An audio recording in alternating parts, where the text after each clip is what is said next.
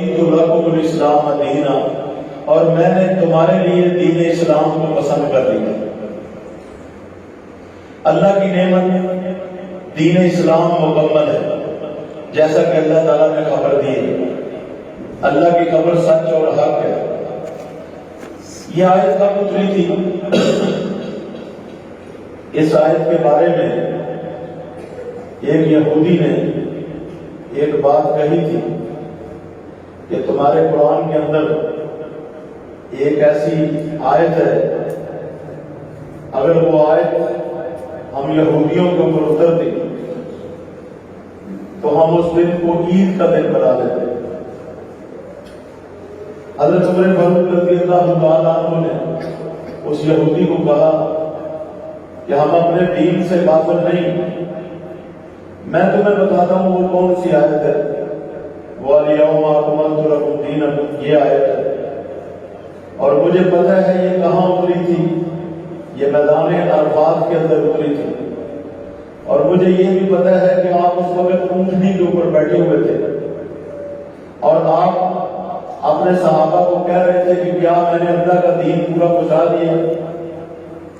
تو اللہ تعالیٰ نے اس وقت یہ آیت اتاری تھی کہ تمہارا دین میں نے مکمل کر دیا۔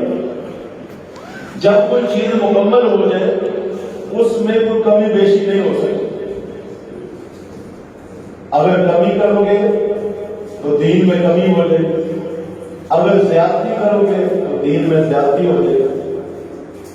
لہذا اللہ کا دین مکمل ہے اور اللہ تعالیٰ نے اس کی خبر دی ہے، لہذا اس دین کے اندر اضافے کرنے کی کوئی ضرورت نہیں، اس کے اندر بدعات کی اور خرافات کی کوئی ضرورت نہیں، کیونکہ جب دین مکمل ہے۔ اللہ تعالیٰ نے فرمایا کہ میں نے تمہارے لیے دین اسلام کو پسند کر لیا۔ دین اسلام اللہ کی وحی کا نام ہے، قرآن و سنت کا نام ہے۔ جب اللہ تعالیٰ نے قرآن و سنت کو، اپنی وحی کو ہمارے لیے پسند کر دیا ہے تو ہم دوسری چیزوں کو کیوں پسند کریں؟ ہر مسئلے کا حل قرآن و سنت کے اندر ڈھونڈے۔ اللہ تعالیٰ نے فرمایا اگر تمہارا کسی مسئلے میں اختلاف ہو جائے، یا ایھا الذین آمنوا اطیعوا اللہ واطیعوا الرسول واولی الامر منکم، اے ایمان والو اللہ کی اطاعت کرو اور اس کے رسول کی، اور تم میں سے جو صاحب امر ہے، علماء ہیں یا حکمران ہیں، ان کی اطاعت اللہ اور اس کے رسول کے ماتحت کرو۔ فَإِن تَنَازَعْتُمْ فِي شَيْءٍ، اگر تمہارا کسی سے اختلاف ہو جائے علماء سے یا حکمرانوں سے، فَرُدُّوهُ إِلَى اللَّهِ وَالرَّسُولِ، اس کا فیصلہ اللہ اور اس کے رسول کی طرف لوٹاؤ۔ ہر کسی سے اختلاف ہو سکتا ہے لیکن اللہ سے اور اس کے رسول سے اختلاف نہیں ہو سکتا۔ اللہ تعالیٰ نے فرمایا اگر اختلاف ہو تو پھر قرآن سے فیصلہ کراؤ یا حدیث سے، اللہ سے فیصلہ کراؤ یا اس کے رسول سے۔ ان کنتم تؤمنون باللہ والیوم الآخر ذالکم خیر، اگر تم اللہ کے آخرت میں ایمان رکھتے ہو تمہارے لیے یہی بہت بہتر ہے۔ وَأَحْسَنُ تَأْوِيلًا، انجام کے لحاظ سے بھی یہی اچھا ہے۔ اگر ایمان ہے اللہ اور اس کے رسول سے فیصلہ کرو، اگر خیر چاہتے ہو تو کس طرح بات ہے؟ انجام کے لحاظ سے بہتری بھی یہی ہے کہ قرآن و سنت پہ رہو۔ تو میرے بھائیوں، قرآن و سنت کو چھوڑ کے آپ جس راستے پہ بھی چلیں گے وہ گمراہی کا راستہ ہے۔ جو بندہ دین کے اندر نئی چیز نکالتا ہے وہ اللہ کے نبی صلی اللہ علیہ وآلہ وسلم کے اوپر تہمت لگاتا ہے کہ انہوں نے پورا دین نہیں بتایا۔ من ابتدع فی الاسلام بدعۃ فقد یراھا انھا حسنہ فقد زعم ان محمدا خان الرسالہ۔ امام مالک رحمۃ اللہ علیہ کہتے ہیں کہ جس بندے نے دین کے اندر بدعت ایجاد کی اور اس نے اس کو اچھا سمجھا، اس نے یہ گمان کیا کہ بے شک محمد صلی اللہ علیہ وسلم دین میں خیانت کر کے چلے گئے، کیونکہ اللہ تعالیٰ نے تو دین مکمل کر دیا اور آپ نے پورا دین پہنچا دیا، اور دین میں یہ بات نہیں ہے، آپ نے یہ بات چھپا دی۔ اللہ تعالیٰ نے ارشاد فرمایا یا ایھا الرسول بلغ ما انزل الیک من ربک، اے میرے رسول جو تیرے رب کی طرف سے آیا اس کو پہنچا دو۔ وَإِن لَّمْ تَفْعَلْ فَمَا بَلَّغْتَ رِسَالَتَهُ، اگر آپ نے ایسا نہ کیا تو آپ نے اللہ کی رسالت کا حق ادا نہیں کیا۔ روح زمین کے سب سے مقدس، سب سے نیک، سب سے زیادہ پاک بات اور سب سے اچھے لوگ میدان عرفات میں 1,40,000 کے قریب صحابہ کرام موجود تھے۔ آپ نے ان سے گواہی دی تھی، حل بلغت حل ادیت، کیا میں نے تمہیں پہنچا دیا، کیا میں نے اللہ کا دین تمہیں ادا کر دیا؟ تو سب نے اپنے ہاتھ اٹھا کے کہا تھا نام بلغت، نام بلغت وادیت ونصحت، آپ نے ہمیں دین پہنچا دیا، آپ نے نصیحت کر دی، آپ نے اللہ کی امانت پوری پہنچا دی۔ تو آپ نے اپنی انگلی اٹھائی، اللہم فاشہد، اے اللہ تم گواہ ہو جا، زمین والے میرے بارے میں کیا گواہی دے رہے؟ تو میرے بھائی یہ آیت 87 دن یعنی کم و بیش 3 مہینے پہلے آپ کی وفات سے پہلے اتری، اللہ تعالیٰ نے دین مکمل کر دیا۔ تو اگر یہ 12 ربیع الاول، یہ عید میلاد النبی، یہ جشن عید میلاد النبی یہ دین ہوتا تو اللہ کے نبی صلی اللہ علیہ وسلم نے اس کو بتا جاتا۔ آپ دیکھیں حدیث میں آتا ہے ما بعث اللہ من نبی الا کان علیہ حقا ان یدل امتہ ما یعلم الخیر لهم وان ینذر امۃ له ما یعرف الشر لهم۔ اللہ نے جو نبی بھی بھیجا اس کے اوپر یہ حق تھا کہ جو خیر بلائی وہ نبی جانتا ہے اپنی امت کو بتا دے، اور جو شر وہ جانتا ہے وہ اپنی امت کو بتا دے۔ اگر یہ خیر کا کام تھا صحیح مسلم کی روایت کے مطابق تو آقا علیہ السلام ہمیں بتا دے، اگر یہ شر کا کام تھا تو آقا علیہ السلام نے اس کے بارے میں ہمیں بتا دیا کہ ہر دین کے اندر نئی چیز شر ہے، بدعت ہر شر ہے، گمراہی ہے، شر الامور محدثاتھا، کیونکہ اگر یہ خیر ہوتی تو آپ بتا دیتے۔ آپ دیکھیں آپ کی تاریخ پیدائش کے دن کے بارے میں بڑا زبردست اختلاف ہے، کوئی کہتے ہیں 8 ربیع الاول ہے، کوئی کہتے ہیں 12 ربیع الاول ہے، کوئی کہتے ہیں 18 ربیع الاول ہے، کوئی کہتے ہیں محرم 10 محرم کا دن ہے، کوئی کچھ کہتا ہے، کوئی کچھ کہتا ہے، کسی صحیح تاریخ کا نہیں پتا۔ لیکن بعد میں آگے اب ان صدیوں کے اندر 1-2 صدیوں کے اندر صحیح تاریخ کا پتا چلا، وہ ہے 9 ربیع الاول، دوشنبہ کا دن۔ اس کی موافقت یہ ریاضی دانوں نے محمود پاشا فلکی، مصر کا ایک مشہور ریاضی دان ہے، اس نے سورج گرہن کے حساب سے جتنے سورج گرہن ہوئے ہیں اور جو آپ کی زندگی میں سورج گرہن ہوا تھا اس کے حساب سے اس نے آپ کی تاریخ پیدائش کے دن کو نکالا، اور ابھی جو بعد کے سیرت نگار ہیں ان سب نے علامہ شبلی نے مانی ہے، اور اسی طریقے سے رحمت للعالمین والے ہیں یا الرحیق المختوم ہے، یہ جو بعد کی کتابیں ہیں ان سب کتابوں نے 9 ربیع الاول کو لکھا۔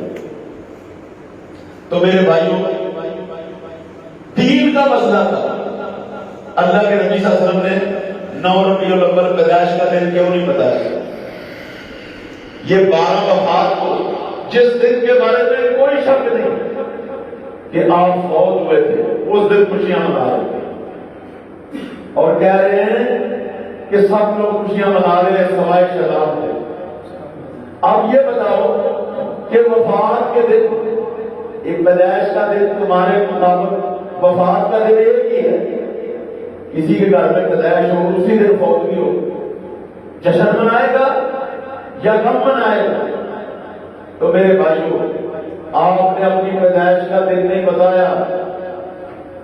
آپ کی پیدائش کا دن 9 ربیع الاول ہے اور وفات کے دن میں آج سے 30-40 سال پہلے بہت سارے بزرگ جو پرانے ہیں وہ جانتے ہیں کہ یہ جلوس نکالا کرتے تھے 12 وفات کہہ کے. کیوں جی پرانے بندے جانتے ہیں یہ 12 وفات کہہ کے جلوس نکالا کرتے تھے، کیونکہ بدعت جو ہے اس کے اندر ہر سال تبدیلی ہوتی ہے.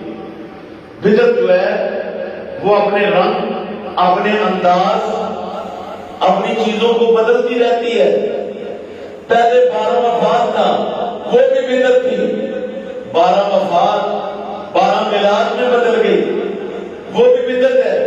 اور 12 میلاد میں ہر سال نئے ایڈیشن آتے ہیں. اب اس کے اندر کیا ہے کہ کئی لوگ عید پڑھانے لگ گئے، کئی لوگ جانور ذبح کرنے لگ گئے ہماری ان عیدوں کی نقل اتار کے، کیونکہ اسلام کے اندر 2 عیدیں ہیں. آپ بخاری نکالیں، مسلم نکالیں، آپ حدیث کی جتنی کتابیں ہیں نکالیں، سب کتابوں کے اندر کتاب العیدین، یعنی 2 عیدوں کا بیان. اللہ کے نبی صلی اللہ علیہ وسلم مدینہ میں آئے تو وہاں پہ وہ عید بنا دی. آپ نے فرمایا قد ابدلکم اللہ خیرا، اللہ تعالیٰ نے ان 2 دنوں کے بدلے میں جو تم لوگ جاہلیت میں مناتے تھے اسلام کے اندر 2 دن دے دیے. وہ کون سے؟ ایک دن مسلمانوں کی زبردست عبادت روزہ، جب وہ پورا مہینہ روزہ رکھ کے فارغ ہوتے ہیں تو اس کی خوشی میں ایک دن عید کا آتا ہے. اسلام کے ایک اہم رکن روزے کی خوشی میں عید الفطر منائی جاتی ہے جس کو میٹھی عید کہتے ہیں. اور دوسری عید قربانیوں کی عید ہے. حج کے اہم ارکان ادا کر کے جب حاجی فارغ ہوتے ہیں تو وہ خوشی مناتے ہیں، پوری امت ان کے ساتھ حج کے اہم رکن کی خوشی میں شامل ہو جاتی ہے. اسلام کی خوشیاں عبادت کے بعد ہیں. اگر آپ کی ولادت کی خوشی ہوگی تو آپ خود مناتے. آپ نبوت کے بعد 23 سال زندہ رہے، آپ ہر سال یہ دن مناتے. آپ نے نہیں منایا. ابو بکر کا زمانہ آیا، 2 سال یہ دن آیا، نہیں منایا. حضرت عمر فاروق رضی اللہ تعالیٰ عنہ کا زمانہ آیا، انہوں نے اپنے دور خلافت کے اندر یہ دن نہیں منایا. یعنی کم از کم 10-12 سال. حضرت عثمان کا دور آیا، انہوں نے یہ دن نہیں منایا. اور خلافت کے 40 سال حضرت علی رضی اللہ تعالیٰ عنہ کی خلافت کا دور، 40 سال خلافت کے 40 دفعہ دن آیا، انہوں نے نہیں منایا. نبوت کے 23 سال اور خلافت کے 40 سال. اس کے بعد امیر معاویہ کا دور آیا، حضرت حسن کا دور، امیر معاویہ کا دور آیا، 60 سال امیر معاویہ حکمران رہے، انہوں نے کبھی یہ دن نہیں منایا. صحابہ کا دور جس کے بارے میں فرمایا خیر القرون قرنی ثم الذین یلونہم ثم الذین یلونہم، بہترین زمانہ میرا زمانہ، پھر اس کے بعد کا، پھر اس کے بعد کا. صحابہ کا دور، تابعین کا دور، تبع تابعین کا دور، اس زمانے میں نہیں منایا.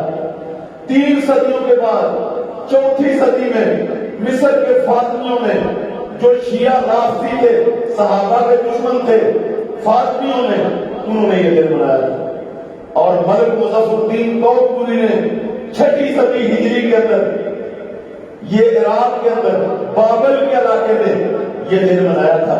یہ ایک دنیا دار بادشاہ تھا، اس نے اس دن کا آغاز کیا. حلوے، مانڈے، بکرے اور رقص، سرور، یہ سارے کام ہوتے تھے. یہ دن منایا. آپ دیکھیں خیر القرون جو بہترین صدیاں تھی ان میں یہ دن نہیں تھا جن کو اللہ کے نبی نے بہترین زمانہ دیا. گمراہی کے دور کے اندر اس دن کا ایجاد ہوا، دین کے اندر کوئی اس کا ثبوت نہیں ہے. میرے بھائیوں، نہ اللہ کے نبی صلی اللہ علیہ وسلم سے، نہ صحابہ کرام سے، نہ تابعین سے، نہ تبع تابعین سے، نہ ائمہ کرام سے یہ بعد والے دور کی بدعت ہے جس بدعت کو لوگوں نے اپنا لیا ہے. اور آپ دیکھیں اس بدعت کے اندر کئی برائیاں جمع ہو گئی. کیا مسلمانوں کی کوئی عبادت ہے جو روڈوں کے اوپر ہوتی ہے؟ روڈوں کے اوپر بھنگڑے ڈالو، روڈوں کے اوپر رقص کرو، روڈوں کے اوپر ناچ، مردوں عورتوں کا اختلاط، روڈوں کے اوپر لوگوں کے راستے بند ہو گئے. کیا کوئی ایسی عبادت ہے؟ ہماری عبادتیں تو ان کی جگہ ہے. کسی عبادت کو ثابت کرنے کے لیے 4 چیزیں چاہیے: اس عبادت کی جگہ، اس کا وقت، اس کی کیفیت، اس کی تعداد. یہ ہماری مغرب کی عبادت ہے. اس کے اندر یہ 4 چیزیں آپ کو مل جائیں. اس کی جگہ بھی مل جائے گی. مسجد میں نماز پڑھنی ہے، مردوں پہ مسجد میں فرض ہے، عورتوں پہ گھر پہ ہے. اور 3 رکعتیں پڑھنی ہے. کوئی 4 پڑھے گا تو بدعت ہو جائے گی، کوئی 2 پڑھے گا تو بدعت ہو جائے گی. اور پھر اس کی کیفیت بھی بتا دی کہ 2 رکعتیں قرات والی ہیں، ان میں قرآن کی قرات کرنی ہے، 1 قرات والی نہیں ہے. اور پھر اسی طریقے سے جگہ، کیفیت، اس کی یعنی کہ تعداد بھی بتا دی. تینوں چیزیں پائی جاتی. جمعے کی عبادت ہے، جمعہ بھی عید کا دن ہے، اس کے بارے میں بتا دیا کہ اس کی رکعتوں کی تعداد کتنی ہے، 2 رکعت، کہاں پڑھنی ہے مسجد کے اندر، اور ان کے اندر کون سی سورتیں پڑھنی ہیں. سب اسم ربک الاعلی، حضرت حدیث الغاشیہ. اور اسی طریقے سے اس سے پہلے کیا ہے، کوئی سنتے نہیں، عام نفر جتنے پڑھ سکتے ہو، یا مسجد کا حق 2 ادا کر کے بیٹھ جاؤ. اور جمعے کے بعد صرف 4 سنتے ہیں، مسجد میں پڑھو، گھر میں جا کے پڑھو 2 ہے. پوری کیفیت، پوری تعداد، جگہ، اس کا زمانہ، اس کا وقت، ہر چیز عبادت کے اندر. لیکن اس عبادت کے اندر بتاؤ اس کی جگہ کیا ہے، اس کا وقت کیا ہے، اس کی تعداد کیا ہے، کتنی رکعتیں پڑھنی ہیں، کہاں پہ پڑھنی ہے. اب انہوں نے کچھ مولویوں نے پڑھانی شروع کر دی ہے. اب کچھ لوگوں نے جانور ذبح کرنے شروع کر دی ہے. اور میرے بھائیوں، بدعت جو ہے وہ علاقائی ہوتی ہے، سنت جو ہے وہ انٹرنیشنل ہوتی ہے. بدعت جو ہے وہ بچے دیتی ہے، بدعت بدلتی رہتی ہے، سنت نہیں بدلتی، سنت ایک ہی رہتی ہے. تو میرے بھائیوں، یہ 4 باتیں آپ اس کے اندر ڈھونڈ لیں. اب آپ دیکھیں یہ آ رہا ہے عید میلاد کا دن. کوئی آپ کو پتہ ہے کتنے بجے ادا ہوگی، کون سی جگہ پہ ادا ہوگی؟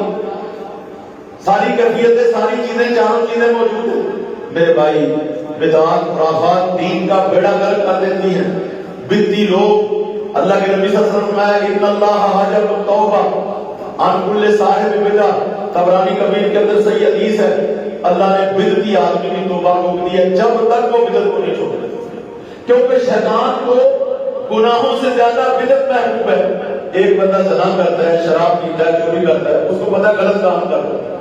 ایک بندہ بدعت کر رہا ہے، وہ سمجھتا ہے میں نیک کام کر رہا ہوں، اس سے توبہ کب کرے. تو لہذا شیطان کو زنا سے، شراب سے، جوئے سے، غلط کاموں سے، برائیوں سے بدعت زیادہ محبوب ہے. یہ مر جائے گا، یہ بدعت کو نہیں چھوڑے گا. بدعتی آدمی کی توبہ قبول نہیں جب تک وہ اپنے دین کو نہ چھوڑے. اللہ تعالیٰ سے دعا ہے کہ اللہ تعالیٰ ہم سب کو بدعات سے بچائے، اور اللہ تعالیٰ ہم سب کو سنتوں کا اہتمام کرنے کی توفیق عطا فرمائے. اللہ تعالیٰ ہمارے اعمال بہتر کر دے. اللہ تعالیٰ سنتوں پہ چلنے کی توفیق عطا فرمائے. اقول قولی ھذا واستغفر اللہ لی ولکم ولسائر المسلمین. السلام علی سید المرسلین.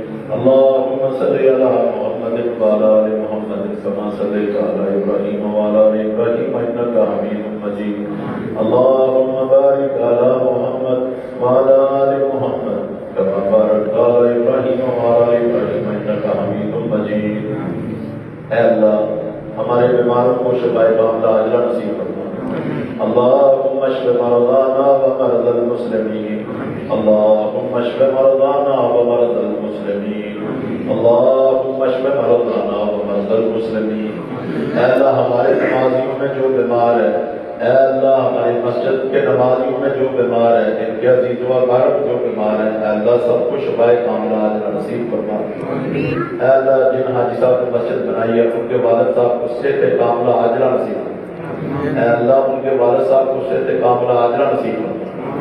اے اللہ مسلمان جہاں کہیں بھی ہسپتالوں میں، گھروں میں، جہاں کہیں بھی مسلمان بیمار ہے، سب کو صحت کاملہ عاجلہ نصیب فرما. اے اللہ ہمارے اور مسلمانوں کے بیماروں کو شفا عطا فرما. اے اللہ ہمارے زندوں کی مغفرت فرما، ہمارے مردوں کی مغفرت فرما.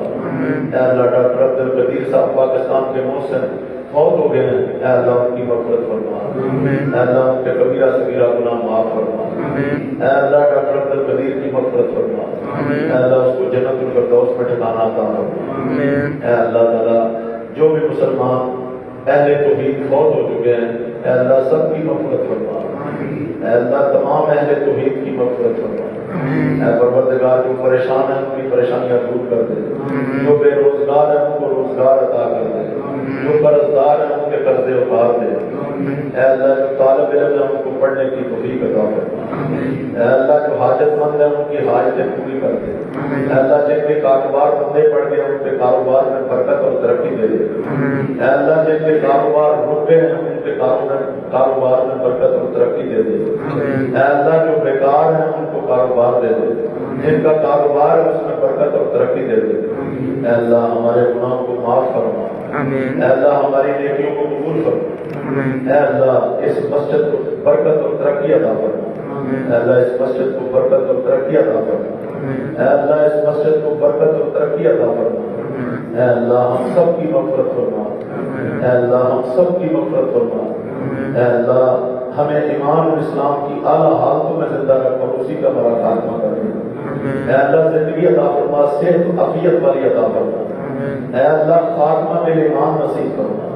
اے اللہ شہادت کی موت نصیب فرما. اے اللہ جو بیماریاں آئی ہیں، جو مصیبتیں آئی ہیں، جو آزمائشیں آئی ہیں، جو تکلیفیں آئی ہیں، اے اللہ ان کا اجر عطا فرما اور ان کے پیچھے بہتر نعمت بدل عطا فرما. بیماریوں اور مصیبتوں کا اجر عطا فرما اور ان پہ صبر کرنے کی توفیق عطا فرما اور ان کے پیچھے بہتر نعمت بدل عطا فرما. اے اللہ جنت اور جنتیوں والے اعمال نصیب فرما. جہنم اور جہنمیوں والے اعمال سے بچا. اے اللہ قبر کے فتنوں سے بچا، زندگی اور موت کے فتنوں سے بچا. اے اللہ ہر قسم کے فتنوں سے، گمراہیوں سے، بدعات سے بچا. اے اللہ سنت کا دامن تھامنے کی توفیق عطا فرما. اے اللہ نبی کی سنتوں اور نبی کے سچے دین کو تھامنے اور اسی پہ موت نصیب فرما. ربنا تقبل منا انك انت السميع العليم وتب علينا انك انت التواب الرحيم. صلی اللہ علیہ وسلم.